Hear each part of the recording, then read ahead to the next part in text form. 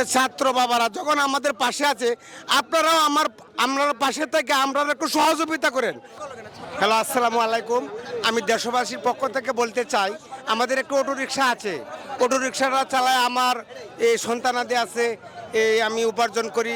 আমি একজন এই অটো চালক হিসাবে আমি বলতে চাই, আমার অন্তর্বর্তী সরকারের কাছে আমার একটি আবেদন, আমার অটোটা যেন চালানোর জন্য একটু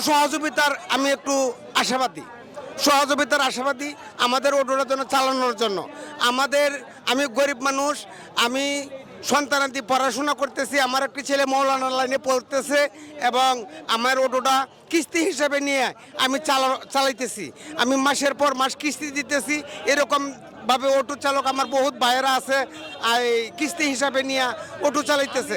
ওখান যদি হঠাৎ করে আমাদের অটো বন্ধ ঘোষণা করেন, আমরা কোথায় যাব?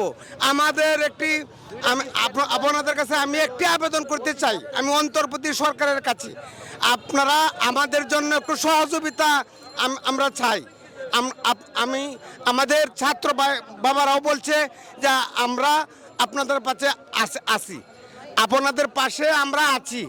তো ছাত্র বাবারা যখন আমাদের পাশে আছে, আপনারাও আমরা পাশে থেকে আমরা একটু সহযোগিতা করেন। আপনারা সহযোগিতা ছাড়া তো আমরা দেশে চলতে পারবো না, আমরা তো অন্য কোথাও যাইতেও পারবো না, যেহেতু আমরা অবহেলিত।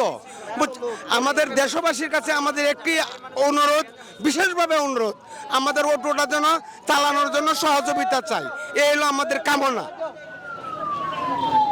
একজন অটোরিকশা চালকের সাথে কথা বললাম, তিনি বললেন আসলে তার কি কি প্রবলেম আছে। তিনি বলছেন যদি অটোরিকশা বন্ধ করে দেওয়া হয় তার পরিবার চলবে কিনা সে নিয়ে তিনি সন্দিহান বলছে। এবং সেই কথোপকথনে ছাত্ররাও বলছে যে এই যে যৌক্তিক দাবি আছে, সে যৌক্তিক দাবির মধ্যে তারা সঙ্গবদ্ধ। মোহাম্মদপুর টু নিউ মার্কেট এই রুটটা যেন তারা খোলা চাচ্ছেন, পাশাপাশি আরও কিছু রুট তারা চাচ্ছেন। এই রুটগুলো যদি তাদের দিয়ে দেওয়া হয় তাহলে এই দাবি তারা অবশ্যই এই দাবির সাথে তারা থাকবে এবং রাস্তা ছেড়ে দিয়ে এই আন্দোলন থেকে প্রত্যাহার করবে। আজকের কথা থেকে আমি মাহমুদ হাসান।